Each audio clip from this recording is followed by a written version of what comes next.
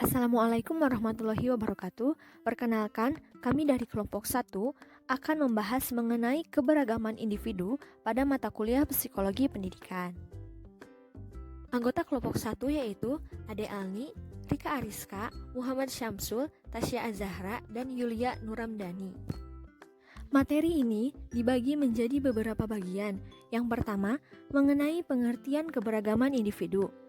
Selanjutnya, alasan mengapa harus mempelajari perbedaan individu, dan yang terakhir, metode atau strategi pembelajaran yang mampu mengakomodir keberagaman individu. Saya Tasya Azahra akan menjelaskan mengenai pengertian keberagaman individu. Nah, sebelumnya teman-teman tahu tidak apa itu individu? Individu adalah satu kesatuan yang memiliki ciri khas, kelebihan, dan kekurangannya masing-masing. Oleh karena itu, satu individu dengan yang lainnya itu berbeda. Tidak ada dua individu atau lebih yang memiliki kesamaan 100%. Pasti memiliki perbedaannya masing-masing. Maka, keberagaman individu adalah berbagai macam-macam individu dan segala ciri khas, kelebihan, dan kekurangannya masing-masing yang menjadi satu kesatuan dan membaur menjadi satu di dalam suatu kelompok atau masyarakat.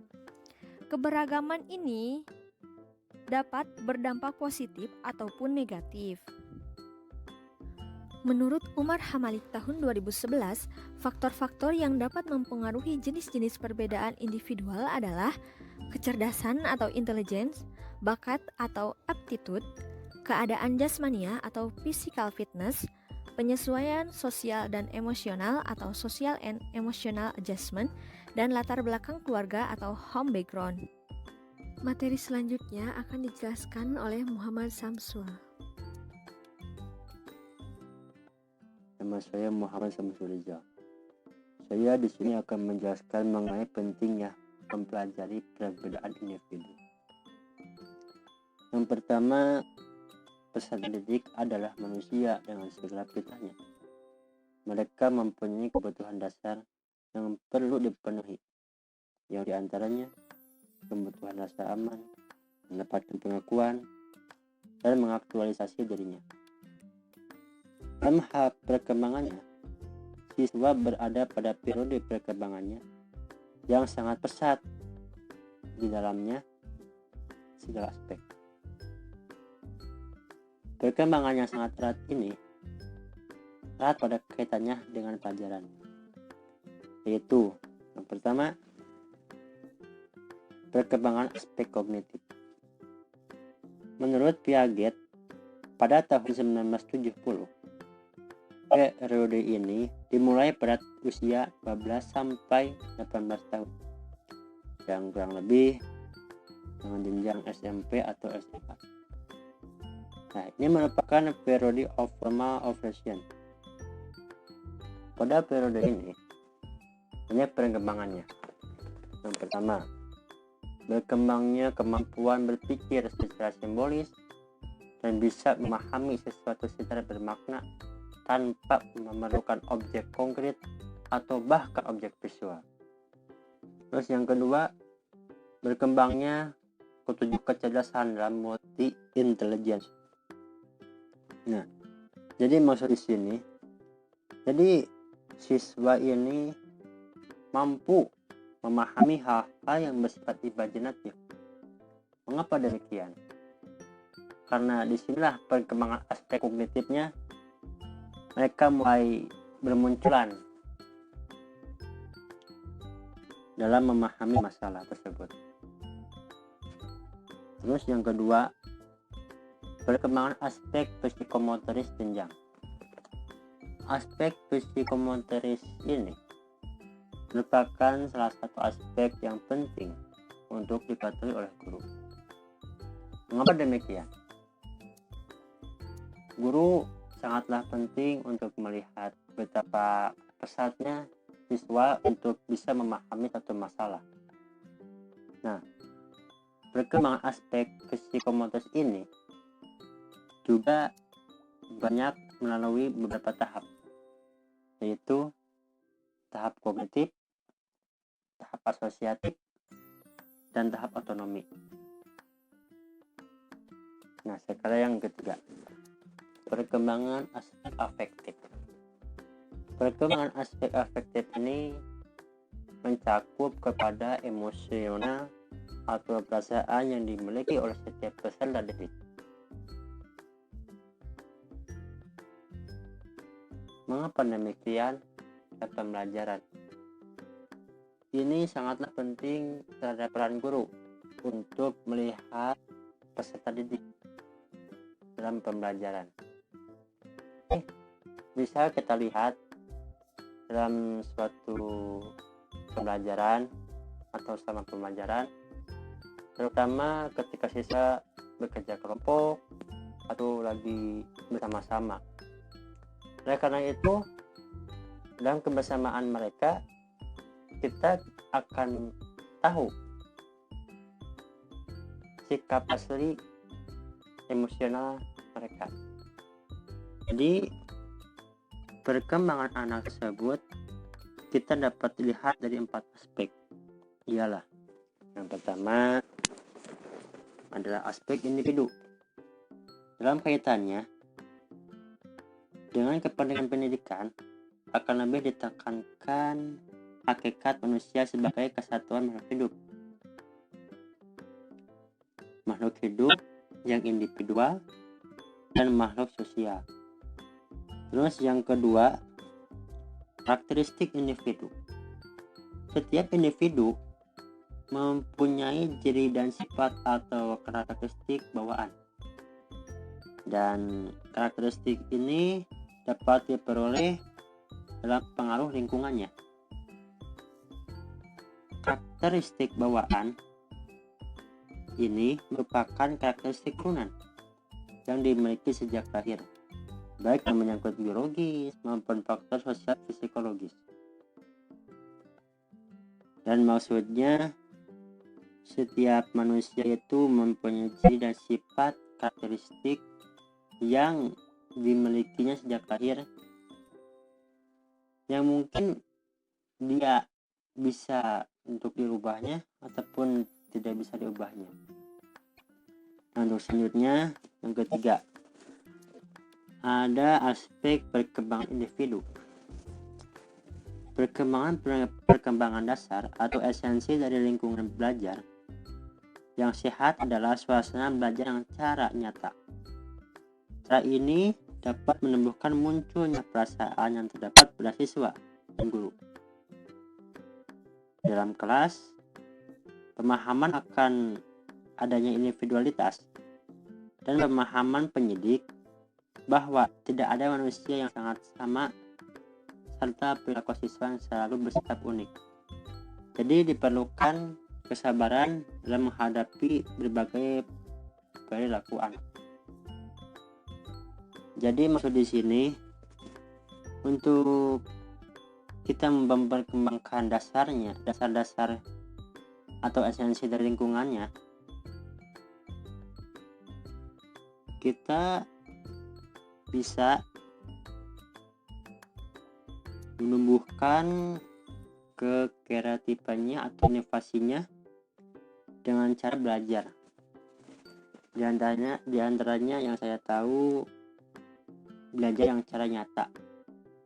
Maksud di sini dengan cara nyata di sini belajar yang suasananya agak santai lah. Untuk selanjutnya, yang keempat dan yang terakhir ini adalah memahami perbedaan individual.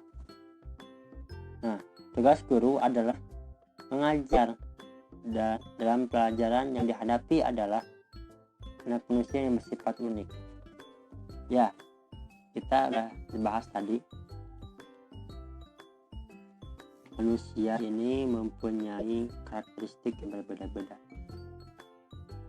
Jadi banyak sifat-sifat yang mungkin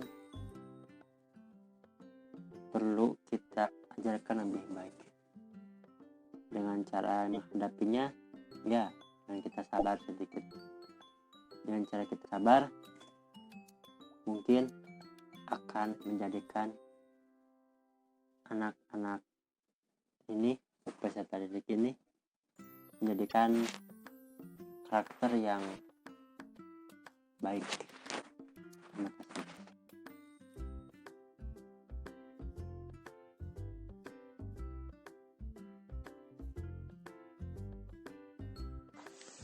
Kemudian materi selanjutnya akan dijelaskan oleh Luya Nuramdani.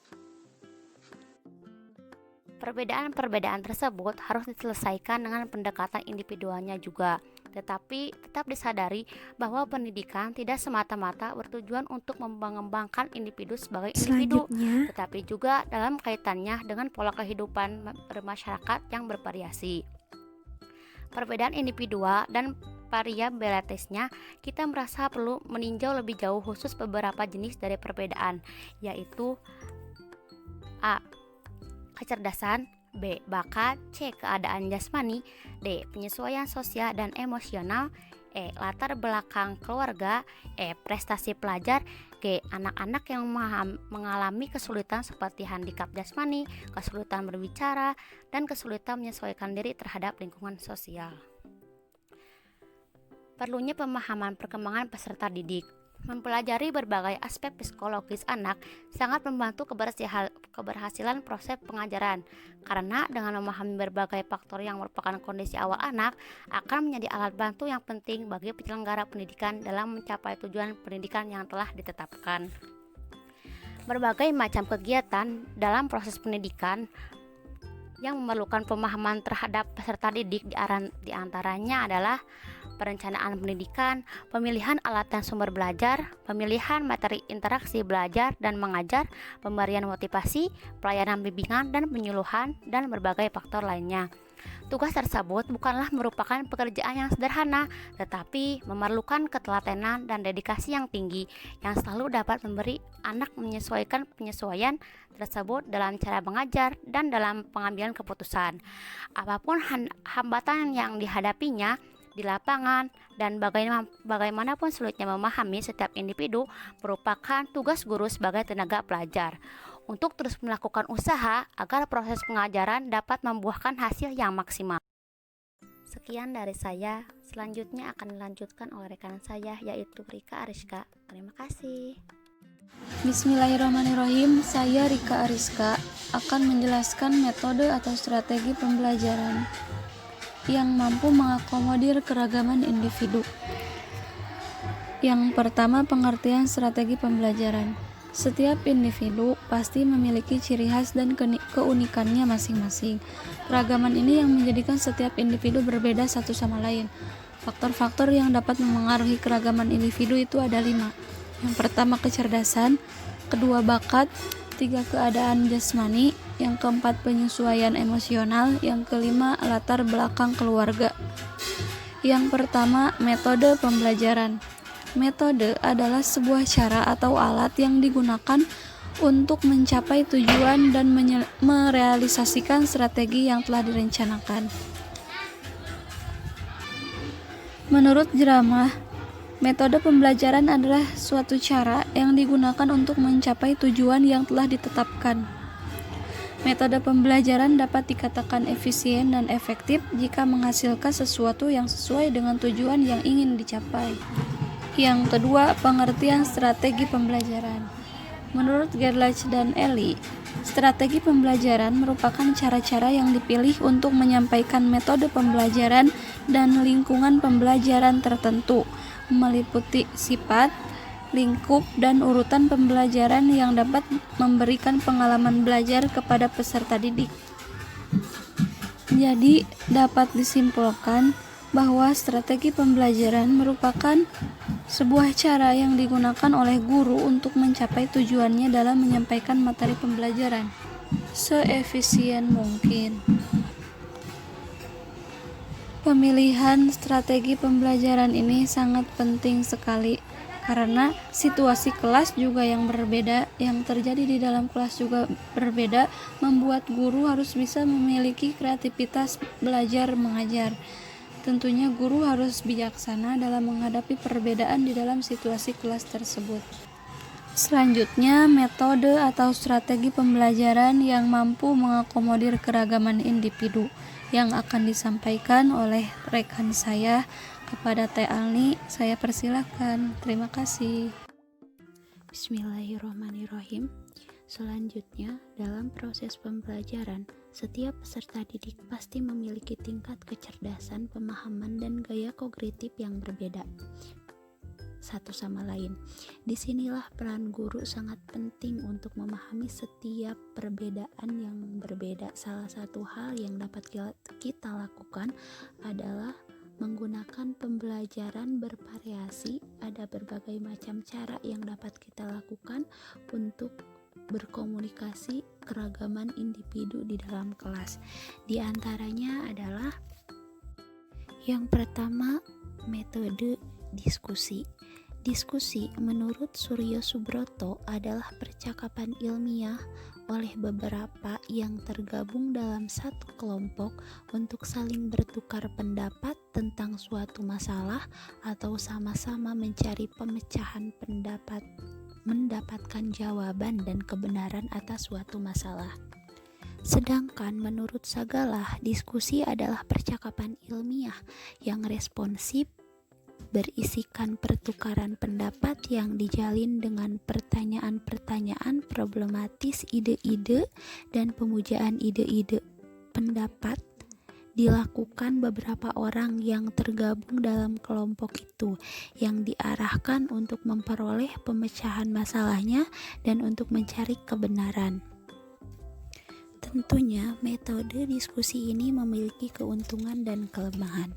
Menurut Suryo Subroto, keuntungan dari metode diskusi ini yang pertama adalah metode diskusi melibatkan semua siswa secara langsung dalam proses belajar. Yang kedua, setiap siswa dapat menguji tingkat pengetahuan dan penguasaan bahan pelajarannya masing-masing. Yang ketiga, metode diskusi dapat menumbuhkan dan mengembangkan cara berpikir dan sikap ilmiah. Yang keempat, dengan menggunakan dan mempertahankan pendapatnya dalam diskusi, diharapkan para siswa akan dapat memperoleh kepercayaan akan kemampuan diri sendiri. Yang kelima, metode diskusi dapat menunjang usaha-usaha pengembangan sikap sosial dan sikap demokrasi para siswa. Di samping itu, ada juga kelemahan metode diskusi. Yang pertama, diskusi terlampau menyerap waktu. Kadang-kadang diskusi terlarut-larut dengan keasikannya dan dapat mengganggu pelajaran lain. Yang kedua, pada umumnya peserta didik tidak berlatih untuk melakukan diskusi dan menggunakan waktu diskusi dengan baik, maka kecenderungannya mereka tidak sanggup berdiskusi. Yang ketiga, kadang-kadang guru tidak memahami cara-cara melaksanakan diskusi, maka kecenderungannya diskusi menjadi tanya jawab. Dengan menggunakan metode diskusi ini, guru dapat menempatkan dirinya sebagai pemimpin diskusi dan memperhatikan pembicaraan agar diskusi dapat berjalan dengan lancar. Lalu yang kedua ada metode prior knowledge atau pengetahuan awal. Metode pengetahuan awal merupakan metode pembelajaran dengan menggunakan pengetahuan awal yang sudah dimiliki sebelumnya yang berkaitan dengan materi baru untuk mempermudah siswa dalam memahami materi yang akan diajarkan. Dengan tingkat pemahaman, kecerdasan, dan bakat siswa yang berbeda-beda, metode ini dapat membantu siswa dalam mengingat materi karena masih berhubungan dengan materi sebelumnya. Metode ini dapat dilakukan dengan memberikan tugas kepada siswa untuk membaca materi sebelumnya agar saat di sekolah dapat belajar dan memahami materi baru yang akan diberikan oleh guru. Lalu yang ketiga ada metode peer tutoring atau tutor teman sebaya. Tutor menurut KBBI adalah orang yang memberi pelajaran atau membimbing kepada seseorang, sedangkan teman sebaya adalah sekelompok atau seseorang dengan usia yang hampir sama. Metode ini dapat dilakukan dalam mengakomodir keragaman individu, di mana perbedaan kecerdasan, kondisi emosional, dan bakat peserta didik satu sama lain. Dan yang terakhir ada metode penanggulangan. Metode penanggulangan dapat dilakukan dengan beberapa cara, seperti memberikan bimbingan konseling kepada siswa. Hal ini dilakukan untuk mencari tahu permasalahan yang mungkin akan mampu diselesaikan demi kelancaran dalam proses pembelajaran. Selanjutnya, guru memodifikasi berbagai jenis metode mengajar. Memvariasikan metode belajar memungkinkan siswa yang berbeda gaya belajarnya dapat memperoleh tujuan pembelajaran sesuai dengan yang ditentukan. Menurut Eugene Gauss, strategi yang dapat digunakan guru dalam mengakomodasi perbedaan yang dapat diimplementasikan pada pembelajaran adalah: yang pertama, mempelajari pola-pola interaksi siswa, dan yang kedua, merencanakan keterlibatan dan kesuksesan siswa. Ada dua cara, yaitu yang pertama menggunakan representasi isi kualitas tinggi sebagai poin penting untuk didiskusikan, dan yang kedua menggunakan pertanyaan terbuka untuk memancing keterlibatan siswa. Nah, teman-teman, bagaimana dengan materi hari ini? Semoga materi-materi yang sudah dijelaskan tadi dapat disampaikan dengan baik ya. Dan semoga kita juga bisa mendapat manfaat dari materi hari ini. Bagi teman-teman yang ingin mengajukan pertanyaan, dipersilahkan untuk menuliskan pertanyaannya ya. Sekian presentasi dari kelompok kami. Mohon maaf atas segala kekurangannya. Wassalamualaikum warahmatullahi wabarakatuh.